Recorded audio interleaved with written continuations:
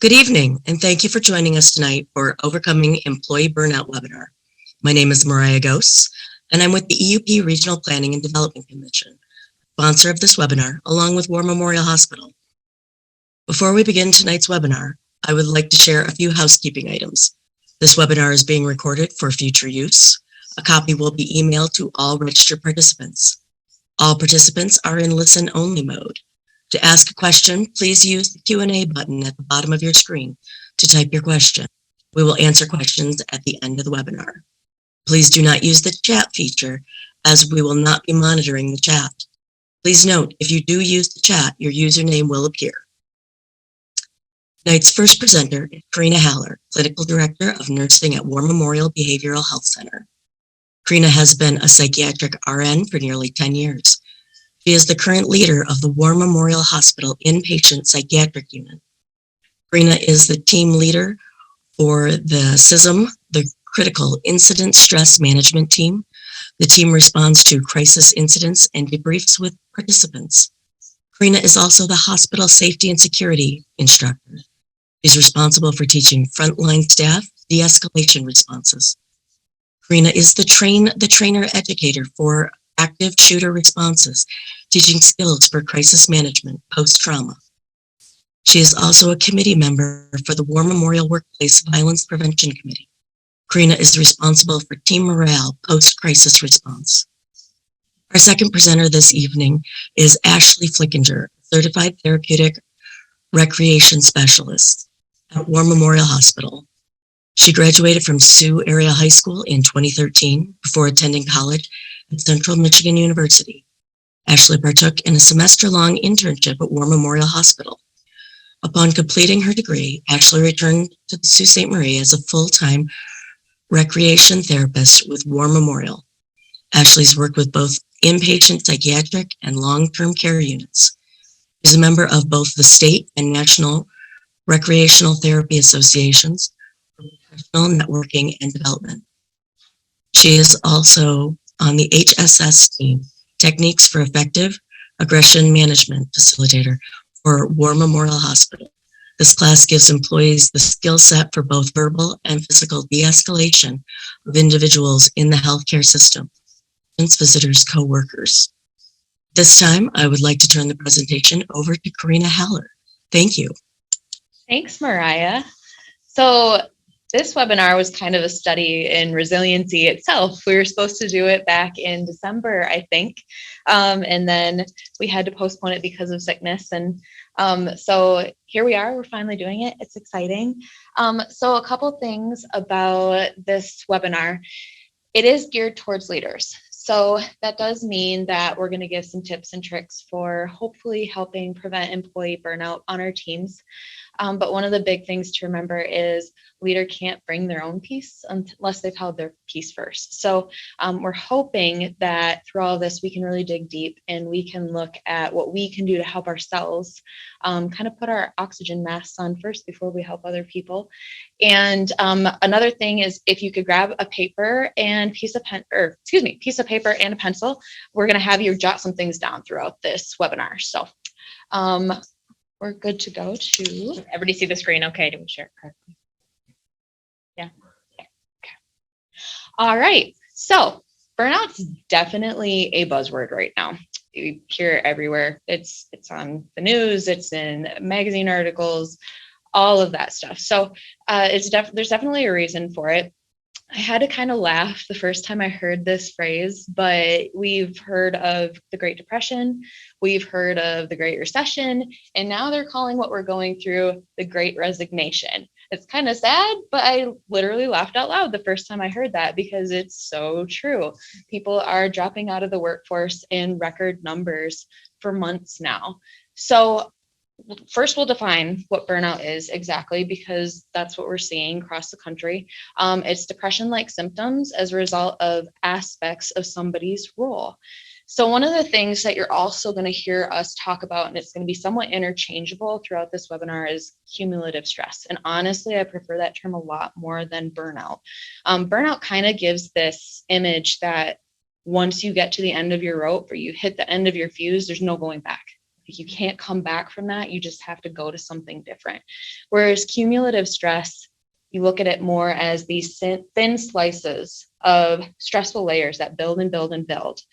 But if we can learn to get on top of our stressors, and if we can learn to start being really insightful as to how we're feeling, we can scrape those layers off and keep ourselves not feeling so heavy. It's like putting rocks in a backpack and then realizing I can take this backpack off, as opposed to burnout that just feels so final when we use that term. So we might use cumulative stress a little bit too. One of the things Mariah mentioned is that I am on our hospital SISM team, which means that we go in and we do critical incident stress management and debriefing after things happen. It's interesting because when a traumatic event happens, you know what that blow was. You know what that cut is. It's like the one deep cut, and you're able to focus all of your care on that. COVID has been like death by 1,000 cuts, and people aren't even realizing they're getting all those little nicks and they're getting hurt along the way. There's so many things, like we don't know if our kids are going to have childcare and if we're going to be able to go to our jobs. We don't know if our loved ones are going to be safe. We don't know if we're going to be able to go to our jobs and earn a paycheck because we're going to test positive. We don't know if our workplace is going to shut down. There's just so many different things. So it really is death by 1,000 cuts. It's a little bit harder to identify the source of our stress when that's how it's accumulating on top of us. So one of the things that we really need to be very aware of is we are no longer in the proactive stage of preventing burnout. And Ashley's going to talk about this a little bit more in the areas where she's really a guru. But we are talking about reactive response to burnout at this point. The second thing is this is nothing new. So I really genuinely wish that there was more data about the mental health response during the days of the Spanish flu. We don't have so much data about that. But something that I was reading recently that actually gave me a lot of hope. I was reading an article and it talked about different traumatic events that have happened on a national scale or a worldwide scale in the past. And one of the things that it talked about was 9/11. I'm assuming for everybody who's watching this, you probably were alive during 9/11, remember the reaction of the country after that. And people were just, I mean, we came together like never before as a country. People were patriotic. We were leaning on each other. You know, churches were full. People were checking in on their neighbors. It was just, there was such a spirit of uniformity after 9/11 that we've never seen. And then about 18 to 24 months later, it took a drastic turn. And there was just political turmoil. People were snapping at each other. People were tense. They were stressed. And they used 9/11 as kind of a parallel for what we're going through now, which was so interesting to me because we're coming up on 24 months of being in this world of a pandemic. And as leaders, having to respond to the havoc that that's creating on our teams. So that gave me a lot of hope because it said 18 to 24 months, we're going to see this turmoil. And then after that, things will start to normalize again. So that was really, really hopeful. Something that I wanted to share. All right, so we'll also talk about resiliency. So resiliency is the ability to withstand adversity and essentially bounce back from, we talked about turmoil, everything that's going on around us. It's this sense of elasticity where we can bend, but we're not going to break. And the important thing to realize with that is that doesn't mean the absence of stress. It doesn't mean that we're not going to run into things that kind of make us want to beat our head against a wall every day. But it means that we're going to be able to recognize when it's happening, and we're going to be able to implement things to help us get back on track and to get healthy again. One of the things that we are saying all the time as leaders, and Ashley is actually on my team. She's heard me say this before. We just have to get through this. We just have to get through flattening the curve. We just have to get through until they have vaccines. We just have to get through this new surge. We just have to get through this new surge. We just have to get through this new surge. We just have to get through the staffing crisis. Yeah. So I had this metaphor in my head the other day when I was at the gym. And somebody was like, okay, ready to do push-ups. Now give me 10. Now give me 5. Now just give me 5 more. Now just give me 5 more. Now just give me 5. I would be so much happier if you just told me I needed to do 30 push-ups. Yeah. Not just give me more. Just give me more. Just give me more. At least then we have a definitive end point, right? So that's kind of what we're doing with our teams as leaders when we say we just have to do this. We just have to do this. So part of resiliency is getting past that point where we're kind of having this mental image of dragging ourselves towards an end line towards the end of the race with our fingernails. We have to start looking as, no, this is where we're at right now, and we're okay. We're okay. We're going to get through this, yes, but right where we're at now is okay. Let's work with what we've got now. So that's something we really need to shift as leadership too. Instead of constantly asking our employees to hang on, helping our employees realize we're okay where we're at right now. Let's come together. So that's a big thing. All right, so some red flags for burnout. So again, we talked about the fact that we're kind of in the reactive stage at this point as opposed to the proactive stage. So some of these you've probably already seen, not only in your team, but yourself. I will be completely transparent. I really went through my burnout point in November. It was a rough time, but I can look back now and I can look at all of these red flags and I can see every single one of them on this continuum. I hit them. So it's so important for us as leaders. Again, we can't counsel others to hold their peace unless we've held our own peace. We can't counsel others to be insightful as to what's bothering them unless we can do that in ourselves. And sometimes we're the last people to see that we're not doing okay. So first in the line of the burnout continuum is frustration.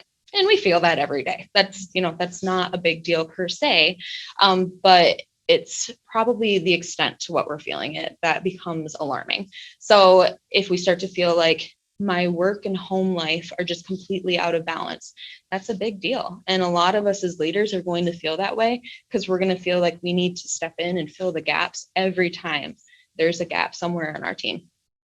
Some of that's a little bit inevitable, but we'll talk about that a little bit more.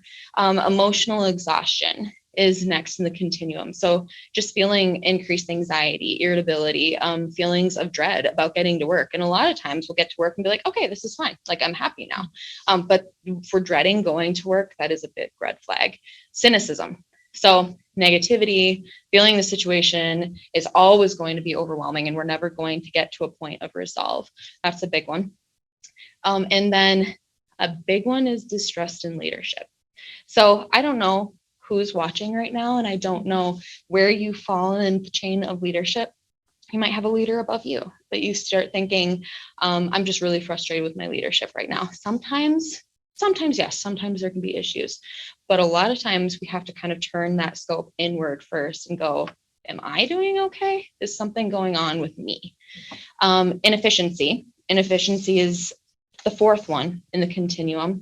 So when we start to miss deadlines, when we start to put things off, a big thing that I have noticed with people who are in burnout, and I can preach to the choir on this one, is we start to avoid the things that are essential and start to make ourselves busy with putting out fires, just doing little things. At the end of the day, it's not really moving our team forward. We're just maintaining. And that's not a sense of accomplishment that anybody is ever going to have. And then the last thing is depersonalization. So just kind of creating this emotional wall of, I don't care anymore. I have nothing left to give. That is the worst final stage of the burnout continuum. And if anybody is feeling like I just don't have anything left and I don't care anymore, that is a huge sign that we need to look for help. So, Ashley's going to jump in and talk about employee burnout warning signs. Yeah. So some of the things we kind of look at is talking about the difference, as Karina mentioned, of stress versus burnout. So when we look at this, they're similar, but not the same thing. So stress and a kind of an accumulation of stress can lead to burnout, right? So when we look at this up on the chart on your screen, So stress, kind of looking at characterized by over engagement, right? The more we take on, the more stressed we become, right? So we kind of feel we don't have enough hours in the day, kind of juggling that work-life balance, like Karina mentioned. Our emotions are overactive and they're kind of heightened. And I'm sure we've seen that, you take on big projects or you feel like you're running from one thing to the next. I'm guilty of that, just as much as everyone else. The next one produces urgency and hyperactivity. So we feel like we have a deadline to get things done and we're rushing from one thing to the next. Which again, if we're overly stressed, we're probably not going to be sleeping as well. We're not going to be practicing those self-care activities that we know that we should.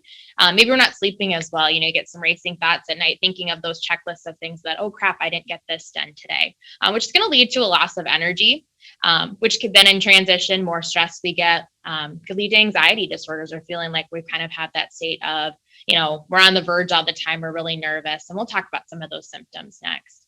And the primary damage of stress is going to be physical, right? Those health kind of conditions. And we'll touch on those a little bit on the next slide. One thing that I will interject with this, many leaders actually function at their best when they have a particular level of stress. Absolutely. A lot of leaders actually enjoy leadership because there's this stage of stress that is called eustress. You've heard of distress. Distress is bad. That's all of these things that Ashley just talked about. Eustress is good. It's where we actually have this sense of urgency of like, I have a deadline and I thrive off deadlines and I'm excited to get this done, or I love building new things. For some people, that causes a lot of extra anxiety. For a lot of people that end up in leadership, we thrive off of that. So we have to make sure that we're staying in eustress and we don't stray into distress. Absolutely. Definitely. And I'm sure some of you on the call can kind of relate to that as well. So looking at those things. So again, stress being we're taking on too much usually involves too many pressures going on. Versus on burnout side of things, it's kind of characterized as not having enough. So it's usually characterized by disengagement, like Karina mentioned. So maybe it's one of your, yourself, or you can think of an employee that you've seen this in as well. Someone who's kind of a higher performer on your team. And all of a sudden they're just kind of dialing back and they're, not taking those extra opportunities that you might offer to them. They're not stepping up and, offering to come in and cover a shift for you when somebody's, missing on the team and things like that, or if somebody's sick. Their emotions are blunted. They're just kind of given all they can. So kind of very flat affect, just kind of almost passive aggressive in a sense in some of their responses. Produces helpless and hopelessness feelings. Like Karina mentioned, we just got to get through this. The more times we hear that from leadership, you're kind of pouring from that cup. You look at the cup being half, full or half empty. You keep draining it to get to that finish line that we don't know when it's going to come. And as employees, that can be tough. As leadership, I'm sure you've all felt that as well. So loss of motivation as well that we kind of see on the other side can lead to depression, and we'll talk about those symptoms. And the primary damage on the burnout side is going to be more emotional versus physical. So people, again, mentally exhausted, they're feeling empty. So when you look at that, there was a quote that we had found that says, if excessive stress, so looking on the left side here, feels like you're drowning in responsibilities, burnout is a sense of feeling all dried up. And I thought that was a really good analogy, right? So that cup, it's too full on the stress side, but on the burnout, you've just got absolutely nothing left to give and you're just kind of over it at that sense. I thought that was a really good analogy there, kind of sum things up. So next, we're going to talk about some of the stress. Like we mentioned, stress and burnout are different, but something we really want to heighten into is being stressed, because the more we do that, it's going to lead probably to burnout in the long run. But looking at things, and I'm sure you can all recognize some of these symptoms within yourself. So we're going to talk about the physical, emotional, spiritual, social, and cognitive aspects of stress. So as we kind of go through these, I'll read some off and Karina will probably chime in too, but think of yourself, or maybe you've seen these in some of your employees as well. And you can give us, if you're watching on the screen, give us a head nod, a thumbs up, say yes out loud in your own space. If you've maybe experienced any of these things yourself. So we're going to start with the physical first. So appetite changes, right? Some people find that their appetite is totally decreased, or on the opposite side, we start to get stressed. Anybody overeat, right? You have those comfort foods and you turn into a stress eater. Headaches, anybody get severe headaches, maybe while you're at work or when you go home, kind of hard to shake those. Muscle tension, and a lot of people carry that stress and strain in their necks. You might go home and not realize that you're sitting like this all day. So kind of being able to take a step back, take a walk, take a deep breath. Teeth grinding is a good one. That's a big one people are starting to do over the last couple of years. More teeth grinders. Some TMJ symptoms, right? At work or when you go home and you're sleeping too. Which is going to lead into the next one. sleep issues, right? Kind of oversleeping or undersleeping, find you can't turn your brain off at night, or maybe you're oversleeping, right? If we're in that burnout kind of stress stage, looking at things, maybe you're oversleeping. You find it, you snooze that alarm more than you used to. You're late for work because you're just running a few minutes behind more than normal. Rapid heart rate. Anybody feel like when you're working on a project or something, your heart rate tends to increase? Maybe you feel some chest pain or some heart palpitations there, get dizzy. Mm-hmm. A good thing to watch for if you're not sure what your heart rate is, you start to feel like you're underwater, your blood pressure and your heart rate's probably skyrocketing. Absolutely. You start to hear almost like this whoosh, whoosh, whoosh sound. Your blood pressure and your heart is skyrocketing. Absolutely. And most of us nowadays, right, wear iWatches, Fitbits, things like that. So it's a good way. Most of them have heart rate monitors. If you're feeling a little stressed, maybe, take a look at that number. Or it'll tell you, breathe. It'll remind you it's time to, maybe stretch your legs and take a deep breath. But kind of going in with that, maybe fainting, tension or migraine headaches, stomach pain, kind of feeling uneasy there, increased illness. If you find somebody who's sick over and over again, they're probably wearing down their immune system a little bit.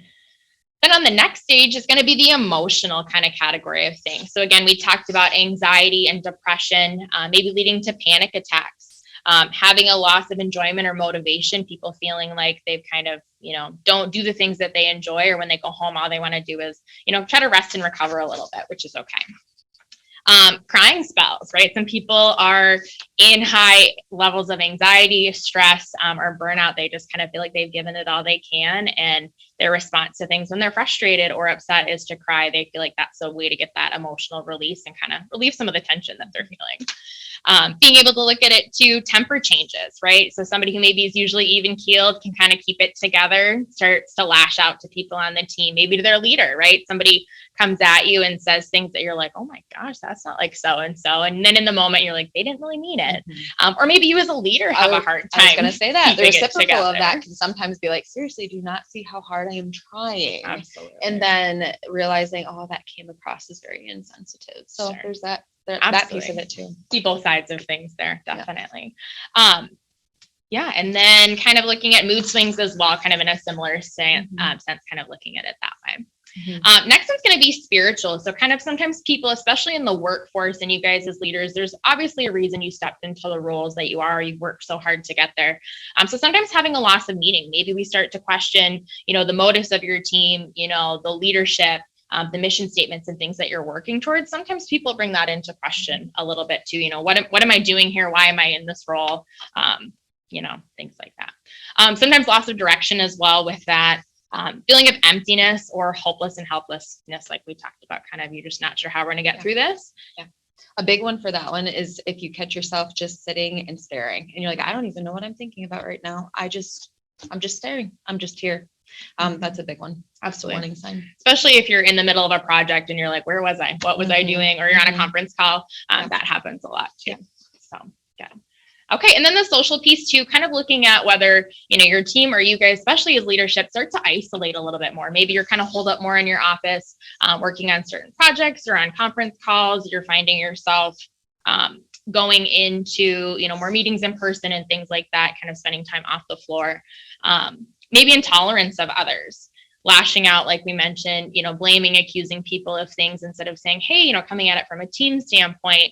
If a project didn't get done, instead of having a discussion like, hey, why didn't this get done? If you go right on the attack for somebody. Also resentment as well. And I'm sure, there's a lot of that geared towards leadership, but also I'm sure maybe you guys have some resentment from time to time, with employees or situations or decisions that are being made, above you as well. And then the last one is going to be cognitive. Okay, so these are ones that people can usually, shake their head the whole time. So anybody feeling a little bit more forgetful from time to time, like you said, zoning out or walking into a room and you're like, why did I come in here? Oh crap, I missed a meeting. Oh shoot, that Zoom was going to start, 20 minutes ago and now I'm late. Impaired concentration, like we mentioned, kind of not being able to focus and get things done. Confusion, spacing out, intrusive thoughts, lack of productivity, poor performance, and lack of accomplishment. So those are kind of some of the big things to kind of keep in mind when we talk about our stress overall, because we definitely want to monitor that, especially with you guys in leadership roles. And a great way to do that, we're not going to actually do this today, but we'll make sure that the link gets sent out. The link is on there, but this is just a really good kind of stress inventory for life. And there are about 43 questions on here, and you actually go through and it'll say a life event, and then it'll give a point value associated with that. So what you'd actually go through is answer all of these questions, whatever applies to you, and then you're going to give yourself a total at the end. Then also on the website, they'll kind of break it down. So what that means. So your score is going to say, if you've got some lesser life stressors and things going on, relatively low amount of life change happening, low susceptibility to stress, including our health breakdown. So something we work in the healthcare field, that's something, we look at or kind of are a little bit more conscious of, I feel like, than some other people. But looking at that long-term stress, like we mentioned, what that's going to do to our physical health. That middle range is going to be the 150 to 300%, meaning you got a 50-50 shot of having some higher health risks or changes over the next 2 years. And then 300 or more points is going to be in the 80% category. So again, greater risk of different health concerns. One of the things I really like about this particular inventory is that it actually includes things that are positive. Absolutely. Like it includes, I know holidays, major holidays is one of them. I think moving is one of the things on there. Those can all be positive things, but sometimes we have too many positive things going on at the same time. We get that fragmented thought process, right? It's just too much for us to absorb all at once. So I really like that it includes those too. Absolutely. Yeah. Not all just negative things when we look at that from a standpoint. Definitely. All right. The next we're going to talk about some of the different causes of burnout, right? So we talked about the stress, which we've all felt, but then kind of leading more towards burnout, right? So what different types or things can cause burnout? So we've got work-related, lifestyle, and then personality traits as well. So being work-related, and this is probably something that you guys have seen as well, feeling like you have little or no control over your work, especially in the COVID realm. I know when things first started, there was a lot of, government orders and issues and directives and things handed down that affected a lot of our service industry things that you weren't able to be open, or if you were, it was very constrained and restricted in the sense that you were able to do that for safety. But that definitely put a part on leadership and employees out there. Absolutely. And one of the anxiety producing things is, we have policies and processes in place, and then 2 weeks later they change. And we were so careful, and we were so cognizant of doing those things to keep people safe and protecting them. And then we get a new order that says, oh, now you can go back to work in 5 days instead of 10 days. And people are like, but we were just told this is super unsafe. Right. So it's just an adjustment in the way our thought processes are working. And you have some of those people that thrive off of change, and you have people who thrive off of that eustress that we talked about. And then you have people who their strengths come in following processes. And I love those people because I'm not so good at that. But that's very black and white. It's very anxiety producing for someone to say, this was the process I was supposed to be following last week, and it's all changed again. Absolutely. So yeah, definitely. So kind of looking at that, also lack of recognition, right? So I know, especially in the leadership roles, very seldom I feel like are the leadership individuals thanked for all they do. And a lot of the times employees or other people in the community are not seeing all of the things that you put in the meetings, the discussions that are happening behind closed doors and things like that. Obviously, you guys don't come to making decisions lightly most of the time. So kind of being able to have that recognition, or at least a thank you for the things that you do, or reward for good work. And then kind of like Karina was mentioning too, sometimes we have unclear guidelines, or they're kind of overly demanding. So when you are given a task or something like that, you're then told, okay, this is how you're going to do it. This is the expectation, and then figure it out from there. So kind of looking at things in that aspect as well. Or on the flip side of things, sometimes looking at work that's monotonous. And sometimes as leaders, you probably have a rigmarole that you go through in your day, things that are, you have to do, not because you like to do them, but calling into certain meetings, doing things like that. There's things I'm sure in all of our jobs that we don't enjoy doing, but things that are monotonous, it's kind of not challenging for you. It's not going to kind of keep your brain active and engaged. Yeah. And then also sometimes working in an unchallenging environment, or on the flip side of things, sometimes when things are super chaotic or high pressure, we've got that stress that Karina talked about, sitting in that nice pocket, right? Sometimes stress and anxiety can be a good thing. It keeps us a little bit more alert and engaged, but too much is then going to tip us over into that stage where we're not productive, and we start to see that stress and burnout from that standpoint. Then we look at the lifestyle choices as well. So sometimes, and I'm sure in a leadership role, working too much. Anybody guilty of that? Kind of overcommitting yourself, whether intentionally or unintentionally, not being able to say no to things. Therefore, kind of disrupting your work and home life balance when you find you don't have the time for, you and the things that you enjoy, spending time with your friends, relaxing, socializing, things like that.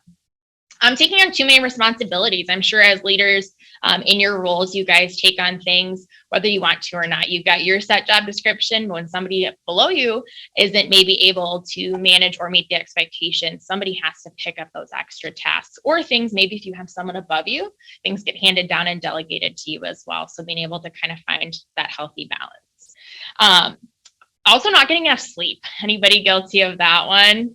So our lifestyle, again, healthy diet, exercise, sleep. When we get stressed, we're starting to feel unmotivated and things, those things kind of go out the window. So if we're not sleeping, that's going to kind of transition over into our work life as well. And then personality traits as well. And I found this one interesting. People that have more kind of perfectionist tendencies, right? Those kind of type A employees, those over, achievers that are saying, give me more work, not realizing they might be setting themselves up for burnout in the end. Never. But when that happens, because they feel like sometimes they need to be in control, right? I'm not going to give this task or this project away because I don't want to have to redo it if it's not done correctly, or I'm just going to do it myself because it's easier, or no one's going to do it as well as I could. A little tip that I have a very, very wise leader that I report to. Actually, a little tip that I was told one time is, if you're somebody who is a perfectionist and likes things done a very specific way, a good rule of thumb is to dial it back 80%. And if the person can do it at least 80% as well as you, it's okay to delegate to them. So I thought that was a really good rule of thumb. Absolutely. Yeah. Because sometimes when we step back, that encourages or forces other people to step up. Mm-hmm. That was something I've been told one time, and it really kind of stuck that, somebody else, you got to give people the opportunity to show what they can do. Yeah. And then with that, kind of looking at if people need to be in control, things like that, the more they take on, disrupt that work-life balance, then they start to have that pessimistic attitude that we talked about earlier, right? Because they're taking on all of these things. And then they get frustrated because of the situation that maybe they put themselves in. So kind of one of those personality traits. All right. I think we're doing okay on time. We'll run through this pretty quickly. Yep. But for those of you watching the playback as well, this is going to be another time where you want to grab that sheet of paper that we, encouraged you to grab earlier and something to write with. But look at the photo of the battery up here. We all know that battery has that positive and negative end. So we look at this, we're going to go ahead on your sheet, have a plus sign at the top, draw a line down the middle, and then a negative on the other. And what we're going to do is we're going to kind of look and think in your roles that you work in, energizers being the positive, and drainers. So on both of these, I want you bullet points. You can, journal it out, whatever works best for you in your, kind of creativity. What life events, people, situations, feelings, experiences might be causing you to gain energy, right? So those good kind of positive things that reinforce what you're doing and why you're doing it. And then on the negative side, that's going to be your drainers. So again, those very similar things, life events, people, situations, feelings, experiences that might be causing you stress, which is going to result in draining your life battery. So take a couple minutes, jot a couple of those things out, and then we'll talk about those results in a minute. Something might be on both sides. Mm-hmm. Absolutely. And Karina just mentioned sometimes something might be on both sides, right? It could be a positive and a negative, similar to that stress inventory we talked about. I'm going to give you just a minute or so because I know we're still got a little bit to go through and not a ton of time left. Or if you're watching a playback, feel free to pause us and journal those things out.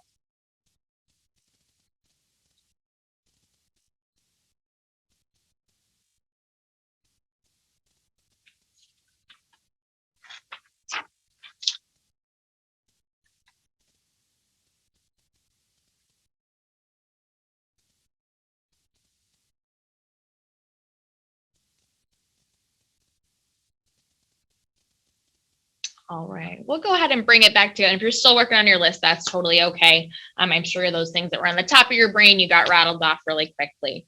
But what we're going to talk about next is, do the drainers and the energizers balance each other out. And not to say you have to have, 5 and 5, but looking at, are they balanced, right? So do we have enough positive things to weigh out the negative in our life? If not, if we feel like we have more drainers in our life, what can we do to kind of even out some of these stressors to make things more manageable? Okay, so just kind of be thinking of that. I know we can't do, if we were in person, it'd be a different discussion, but kind of be thinking about those things. What are some things you could do to help take some of those stressors off your plate, maybe redelegate them, or find better coping skills to kind of cope with the things you're not able to get rid of, which in leadership often is more often than not. Okay. All right. So next we're going to talk about, now that we've identified some of those stressors and burnout there, you've got your positives, right? Your energizers and your drainers. When you think of the drainers, what are some ways that we can combat leadership stress and burnout, which is why you're all here, right? So being able first and foremost to recognize those stress signals. So those drainers that we just kind of identified. Okay, being able to incorporate our health and a proper diet into our schedule and routine, making sure, again, it's self-care, not selfish when we have a little bit of time, but self-care. These are things that are going to keep you healthy and motivated and there for your families and your team that's kind of relying on you. Okay, maintaining boundaries between work and home life. And that's a slide we're going to get into a little bit more and kind of dive a little bit deeper, because I'm sure that's something we could all work on improving, is finding that work and home life balance. And it's hard being in a leadership role. Enlist a coach to help you stay on track. So whether that's somebody within your organization or somebody in your support system, friend, family member, significant other, who can kind of keep you on track and hold you accountable to these goals that you're going to set, but also remind you when you're kind of falling out of that work-home life balance to say, hey, no, put the laptop away. You don't need to answer. You don't need to answer that text. You don't need to answer that phone call. You don't have to go to that meeting in person. Is there anybody else that could do X, Y, and Z? So finding those people to help kind of hold you accountable to the things that you're setting. Because again, if we burn out our leadership, it all kind of goes downhill from there. So we definitely don't want that. Create your own personal board of directors. And often this looks like, again, could be support system from home, but finding people within your organization that you can trust and turn to. So it's, if you're a larger group or a smaller group, finding whether it be, employees that are showing leadership potential to kind of help delegate things that are able to be delegated, or finding people maybe on a similar level that you're like, okay, we can vent this out. I can problem solve. I have somebody to talk to in my role. So kind of turning in. And if you feel like you are that leader in the top of your role, there is nobody above you, maybe finding people, in the community that share a similar setting that you can kind of, have those similar discussions with. Okay. Practice the art of recovery, and that's like those self-care things we've talked about, coping skills that we're going to get into, and hopefully you either have your list of coping skills that work for you, or towards the end of the presentation, hopefully you'll find a few more. And then another thing is focusing your attention on the present. I know a lot of times we're human, right? So we kind of naturally, our brains shift to worst case scenario, or when things don't necessarily go the way we want them to, kind of ruminating and looking more at the negative and kind of reflecting over and over and over that. Something we talk about in our group therapy sessions out at BHC all the time is, we can't change anything that happened in the past. We can learn from it and move forward, but we can't go back and change it. So don't spend all that time, beating yourself up or causing yourself more stress, anxiety, and potentially burnout because of things that have happened. We can't go back and change that. I'm picturing all the times I've drove home in the car Yeah. and rehashed a conversation the way I wanted it to go. Yeah. And sometimes it feels a little therapeutic to get it out. But then if you do it too long, it becomes rumination. It's not healthy. It's not healthy. So sometimes people will say, or we tell our patients, the 5 and 5 rule. If it's not going to matter in 5 years, don't spend more than 5 minutes worrying about it. Okay, you can have your moment, vent it out, go in your office or go talk to, that coach person, that trusted person for you, but, find healthy ways to move through it and move on. You're going to be a better leader for it. And hopefully that doesn't trickle down to your team as well. Okay. And we kind of talked about this, but, the employee burnout and warning signs there as well. So just kind of a nice visual representation for you. Okay. And then this is something that you all as leaders can tap into, but as well as for the employees, right? So how do we find a better work-life balance? And I think this is something we all struggle with, even before COVID, but especially now.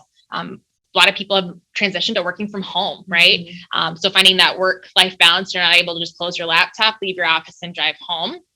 A little bit more difficult when your office is now your living room, right? Or things like that. So making sure big rule, build time into your daily schedule for breaks, making sure we take them. That's something we struggle with our team out at BHC, is making sure our, core staff on the floor get that time away. It's just as much for their patients as it is for them. They're going to be, better caretakers and practitioners because of having that time for themselves. And we are more efficient when we take our breaks. It seems completely counterproductive, but when our blood sugars are crashing and we're getting hangry, frustrated, we are going to spend twice as long working on something as if we had taken even just 10 minutes to go eat a sandwich. Yeah. And then come back to work. Right. Have that energy drink, that coffee, drink some water, right? That's a big thing we all don't get enough of either. But yeah, making time for connection as well. So that's sitting in a break room. If you are a leader, stretch your legs, get up, for 5 minutes and go walk around and just check in with your employees, or walk out on the floor, wherever you might be doing, and just, say, hey, how's it going? That's going to be just as much of a mental break and maybe a mood booster as it is for you, as it is for your team. So then also, second bullet point on there is pause before making any big decisions, major changes, or public announcements. Again, we don't ever want to do anything in the heat of a moment. Kind of be able to take a step back, put yourself in an adult timeout, if you will, and say, okay, I'm going to go take a deep breath. I'm going to go work through this. Maybe, again, talk to somebody, let things get out so that way we don't make a heat of the moment decision. As a team, celebrate small victories or large victories and small wins. Everything, somebody made it to work on time. Somebody got out of work at 5 o'clock when they were supposed to. Maybe you had your record sales for the day. You got a new hire, things like that. Celebrate anything and everything. And finding out with your team what celebrations work best. So a big thing we talk about on our team is like love languages and things like that. It's not always in a romantic setting, but having there's a lot of free quizzes online for personality traits. Actually, a fantastic book. I'm not getting paid to say this. But a spin-off the love languages book is the 5 languages of appreciation in the workplace. And that is a phenomenal book, because I've been able to learn through reading that I might be doing my best to show someone support, but if that is not their appreciation language, then I'm kind of wasting my time. I have to meet them with what they want. It's not treat others the way you would want to be treated. Sometimes it's treat others the way they want to be treated, because it is different than what I would want. So that was an eye opener. That was a good one. Yeah. And there's a lot of different quizzes and things online that you can take. And we'll have our contact info at the end. So if you want any of those links or information, we can send them your way. But just great kind of ways to, if you're a smaller team or a larger team at a retreat, you can do PDFs online or, printed copies as well. But having everybody fill that out is really insightful, like Karina mentioned. So maybe, words of affirmation saying, oh my gosh, you're the best leader ever and you're doing such a great job. But if she's like, that makes me uncomfortable, maybe she wants it in a handwritten letter, or maybe to spend time with that employee, things like that. So just kind of finding we all give and receive love and appreciation in different ways. So looking at the next bullet point on there is prioritize ourselves, right? Sometimes it's okay to say, I have reached my max capacity. I cannot take any more on for today. I need a mental break, maybe need to go home. And in leadership, I think that's really hard to do because, those people are looking up to you. How are you going to take a step back and say, no, I'm not going to be there for you? I think the majority of people in leadership truly love their teams and they want to support their teams. And I know personally, for me to say, I can't take one more thing on. No, I can't stay for that extra 20 minutes. I'm so worried that that's going to come across as me being unsupportive. But at the end of the day, I have to remember being able to come back 2 months from now means a lot more than me being here for 20 minutes more. And that can add up. Definitely. Yeah. And being able to set like those personal boundaries, right? And if you encourage your team to do that, we got to practice what we preach as well. Absolutely. Then the next one, be able to delegate tasks, narrow your focus when need to. I know in leadership, there's certain things you're not able to delegate, but things that are, definitely be able to pass those off. There's usually people on your team that are looking for more roles and more responsibilities. So kind of being able to tap into those people as well. Again, leading into the next one, don't be afraid to ask for help. We all get stressed. We all get overwhelmed.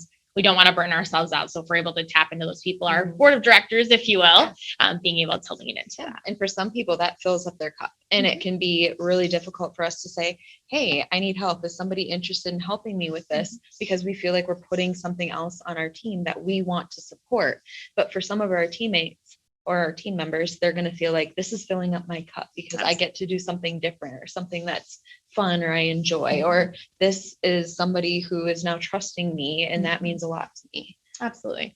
Kind of, like you said, filling their cup, but also maybe they're looking for more ways to get connected to, further their education and their responsibilities on them. And then a big one, right, with the smiley face there, learn to say no. I'm sure in leadership that is so hard to do, to say, no, I'm not going to, come in and staff that extra shift. I'm not going to, save those extra 20 minutes. But again, those boundaries, we have to be able to set those and kind of stick to them too. Mm-hmm. And then once we're able to kind of find our work-life balance and what works for us, and that's going to look different in every situation and the roles that you're in. So it's not black and white. We can't tell you exactly what to do. You have to find the things that work for you. But once you find it, again, those boundaries, stay there, stick to them, and keep that work-life balance. Once you kind of navigate that for yourself, your employees will turn into that. They'll know, okay, this is their hard and fast rule. This is their boundary. And obviously there's going to be exceptions from time to time, but they're going to stop reaching out for any little everything.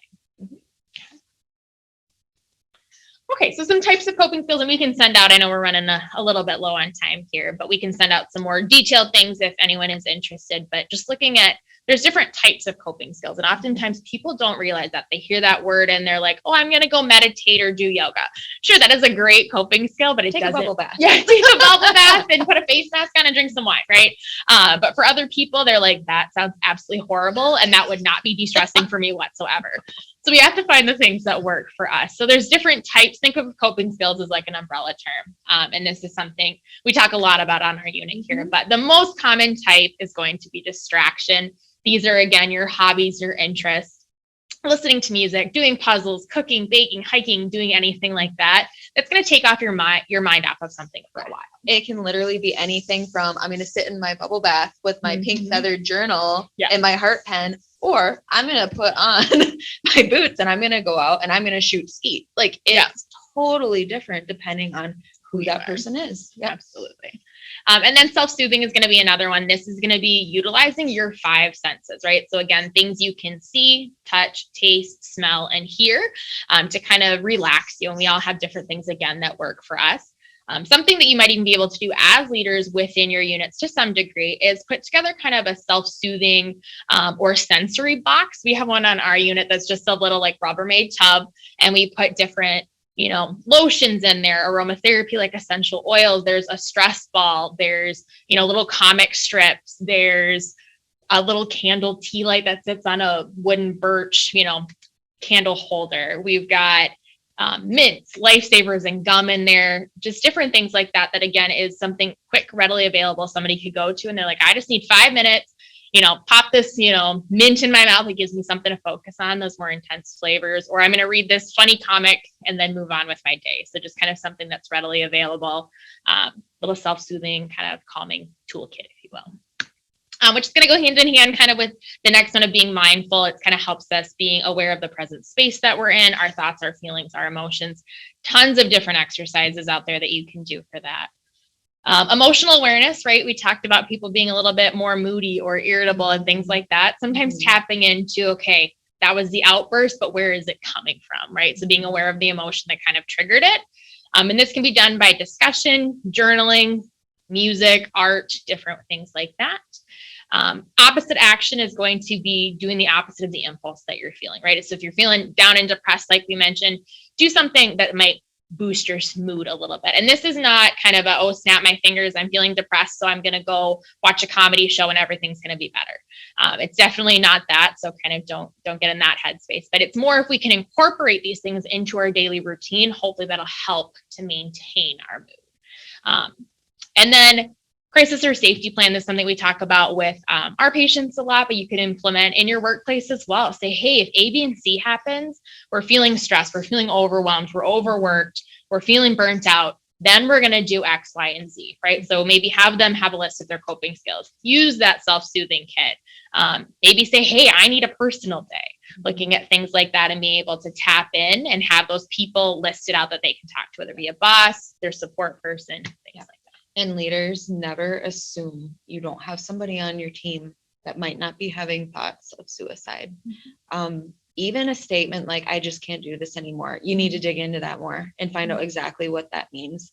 There are so many people who are like, I'm really not comfortable in asking those questions. But we need to ask hard questions. We make sure our team is doing okay. Absolutely.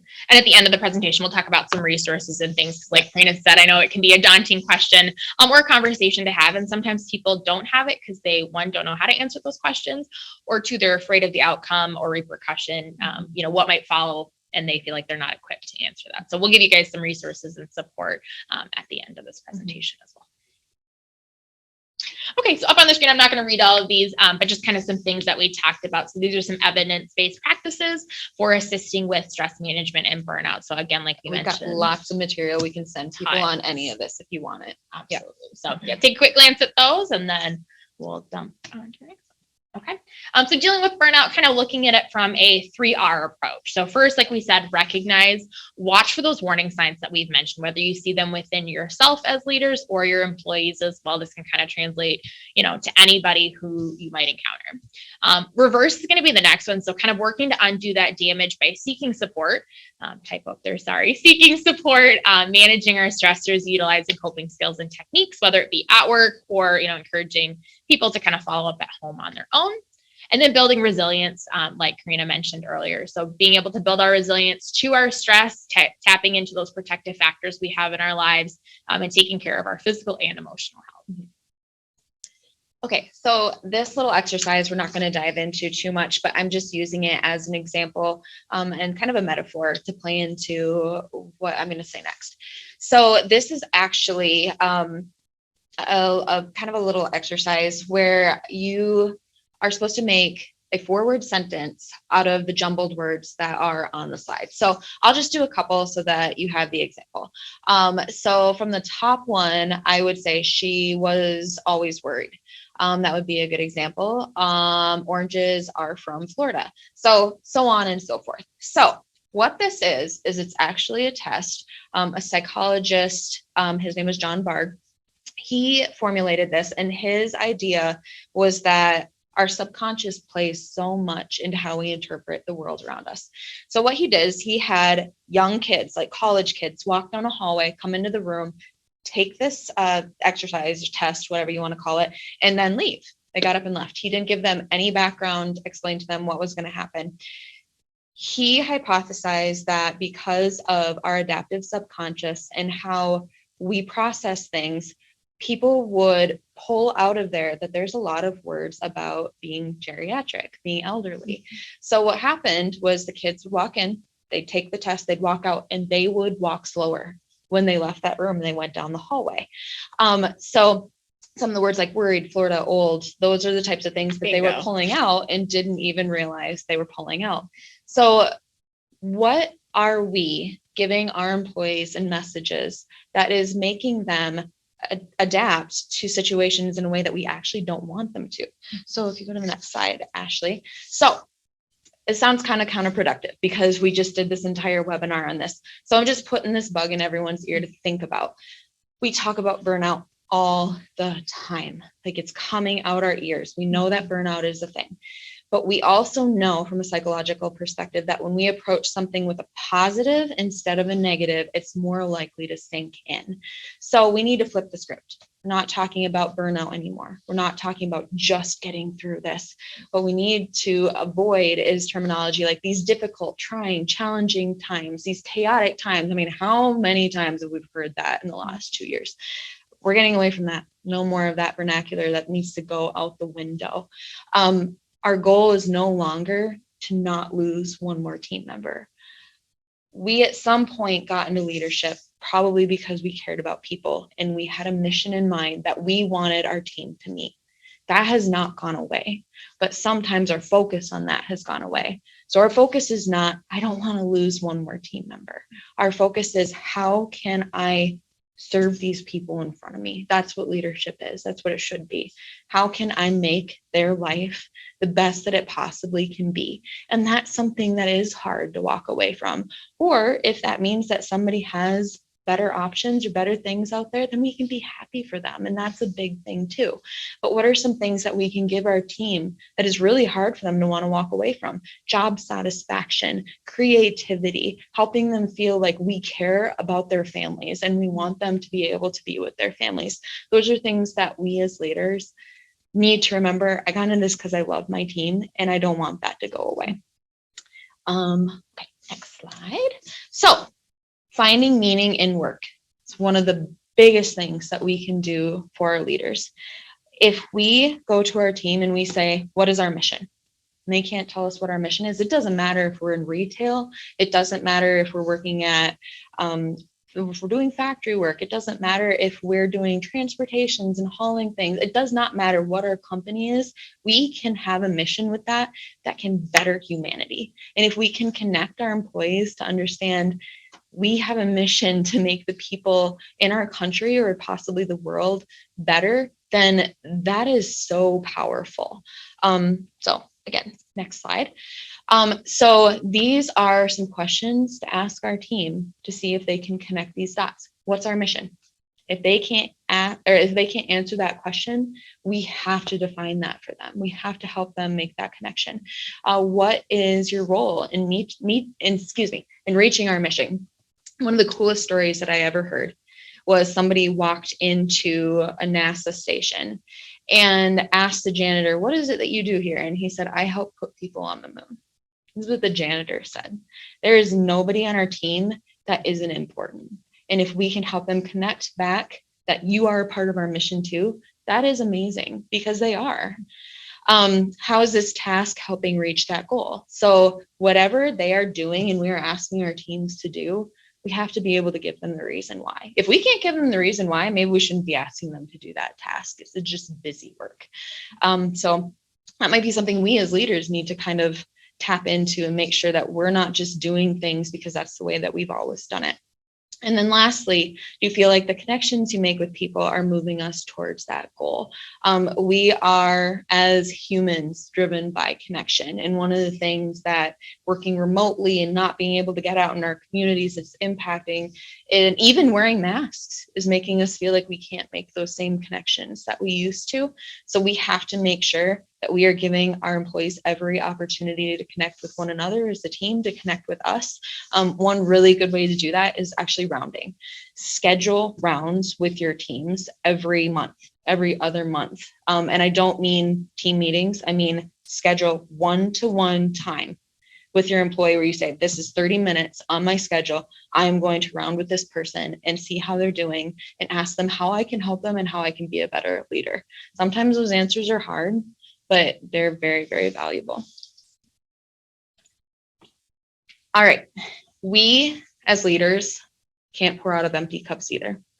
And we have a tendency to try to fill up the cups of our team so that they can keep coming in. But at some point, we're running on empty.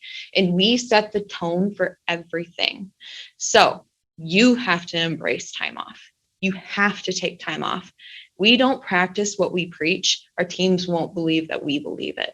So take your time off. Sometimes that's not convenient, but we need to do it. And when you're off, do not answer emails, do not answer your phone. Otherwise, you're setting the precedence to your employee that you're not happy with them unless they are doing the same thing. We can say, oh, no, I want you to disconnect. But unless we're doing it, they're not going to believe that we want that of them too. So disconnecting at the end of the day, super, super important. Especially like Ashley said, when our workspace is now our living room. But we have to find ways to disconnect at the end of the day. Throw your phone in a drawer. And if you're not able to do that, then just set that precedence of I will take urgent calls and then that's it. Invest in personal growth for ourselves, educationally, and then for our teammates as well. Reach for career goals, and reject the hustle culture because we kind of glorify busyness in the culture that we live in now. One last thing that I'll share as a story before we move on. I heard a story about a CEO who woke up one night to go to the bathroom or something like that. He was CEO of a very successful hospital organization and answered a couple emails because why not get ahead of your workday the next day and went back to bed. The next morning he got to work and one of their emergency department physicians was sitting in front of his office door. And he asked him what he was doing because he should have gone home hours ago. And he said, I quit. And he threw his badge on his desk. And he said, why? He's like, you answered my email at like 2 a.m. And he said, why is that a big deal? And he said, you have no value for work-life balance. He said, I let you take your time off. I let you go with your family. What more do you want? He said, I don't believe you think that's important. You promised me that it would be when I took this position. So I quit. So that CEO made it policy across their hospitals that they could not answer emails after they went home for the day. Super, super powerful. That story has always gotten to me. So lastly, is just a couple community resources. We won't really delve into a lot, but the links are there.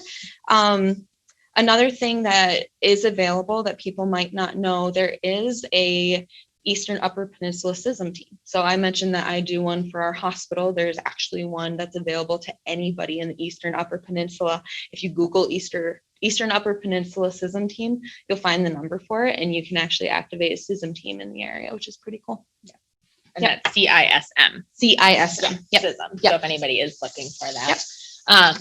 And then it's another resources too. I know something we're blessed with at the hospital is having an employee assistance program, which some larger organizations might be aware of or have for their employees as well. Or if you're a smaller company in leadership, you might not have access to those. But with ours, it's associated with Weber Endeavor. So if our employees have a crisis that happens at work or at home, they actually, if it falls under a certain category, will get 3 free therapy sessions with Weber Endeavors. Doesn't get billed towards their insurance. Oh, it's 5 now. Okay. So 5 sessions that actually you can go in and get some help and support and resources, or at least start that policy protocol. It doesn't come back to, your employer and say, so-and-so use this because of this. It is confidential, but there are things like that available. Also out at our facility out in Kinross, we have an outpatient clinic as well with our providers. We have nurse practitioners, physician assistants, psychiatrists, psychologists, all on staff that are great about taking care of members in our community should, they be feeling that effective burnout that's going on right now. So kind of being able to look at community support resources as well. There's different support groups for various things in the community. So kind of being able to tap into those resources as well. Because I know people, are feeling it. They're feeling the effects of COVID right now kind of more than we have in the last little bit. So making sure we're able to support ourselves and, our employees is going to be major. There's just some references on there from our presentation here, as well as our contact information. So our emails are up there, like we mentioned. If you have any questions about anything that we mentioned, concerns, anything that you want to follow up on, we'd be happy to answer those emails. Just reach out. Or if you need any resources for things that you might want to implement for yourself or for your team, just reach out to us. But I think that is all we have. So if there are any questions, we can hand it back over. We'll turn it over to Mariah. But we thank you all for jumping on this or watching the live recording and spending, an hour of your time with us. Okay, Mariah, what you got for us? Thank you, ladies. Thank you, Karina and Ashley. Ashley, if you want to go ahead and unshare your screen. You got it. I'll pop back on here also. We do have a couple of questions. Perfect. So we will go ahead and now I'm going to let you know this very first question. The first word is all in capitals. How do I approach my employees about these burnout topics?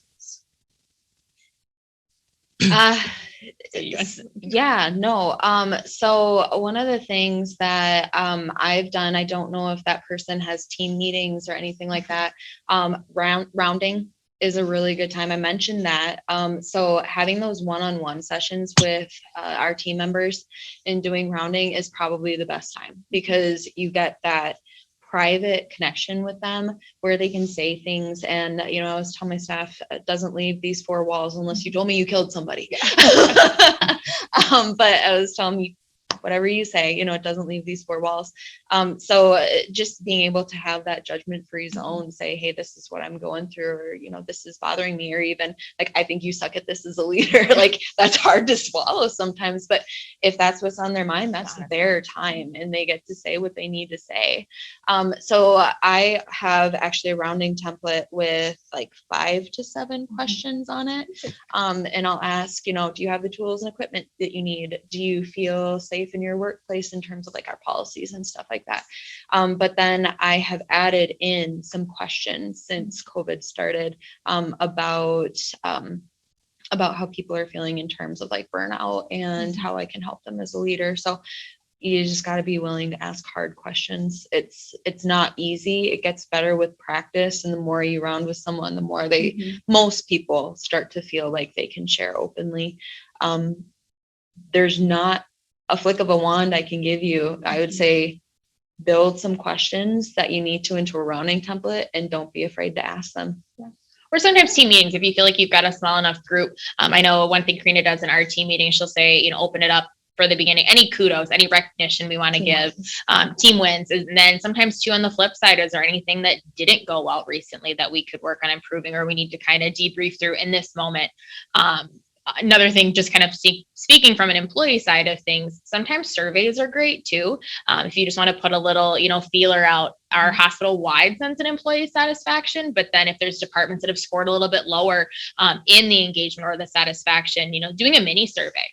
Those are great because they can be anonymous. So you're not singling some people out. I know there's people on every team that might not feel comfortable coming to a leader and being like, well, actually, I'm upset about X, Y, and Z. But if they can type it out, sometimes that goes over a little bit better. So being able to maybe reach out in that sense and then give some follow-up, or, suggestion boxes are good too. If there's things you want to implement around your units, kind of working it from that standpoint, if that's helpful. Yeah. And I'm happy to share the questions that I ask in rounding if anybody wants those. Well, we're running over on time, but we do have one more question. Sure. The individual says, I don't have time to meet with every employee. How do I pick and choose who I talk to? That's actually a really good question. So our rule of thumb is you change it depending on how many employees you have.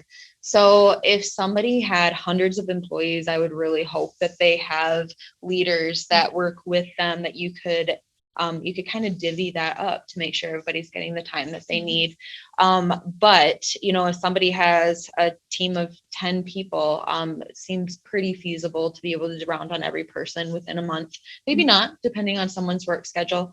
If it's closer to 20, 30, you might want to look at doing it every other month or quarterly. If somebody has 30 plus employees, maybe do it quarterly. So that would be my suggestion. And then if you have even more employees than that, I know it gets really complicated when there's shift work, but if you have trusted leaders that work with you, then divvy it up and, just change up who's doing the rounding maybe from quarter to quarter. Or if you genuinely feel you don't have enough, another thing might be having signups and saying, okay, here's my time for the week or the month. If you would like to have a one-on-one, obviously, if there's people you feel that you need to reach out to them directly, but have signups or some things I know some departments work in, or you have kind of office hours. Maybe once a week you have an hour in your schedule that you're working on something that can easily be set aside and say, I'm going to be here from this time to this time for you. Anybody to come in and address anything that they feel needs talking to kind of have that open door policy. If possible, I recommend making a priority to round though, because we talked about cynicism. We talked about people getting into those upper echelon stages of burnout. And that's when you see people start to put up those walls and those barriers, and they don't want to talk. And those are the ones that are not going to take advantage of open office hours. So those are really, truly the ones that you want to make sure that I'm making time to sit down with them, because they might not come to me otherwise. Wonderful. Thank you. We have no more questions at this time, and we are over on time. So ladies, thank you very much again. This has been absolutely wonderful. I've learned an awful lot that I can see people in my family and my life. I'd like to thank very much UP Regional Planning, my organization, for being a sponsor of this, along with War Memorial Hospital. This has been a fantastic opportunity. So I hope this has been helpful for everyone. And thank you very much. Have a great night. Thanks, Mariah. Bye.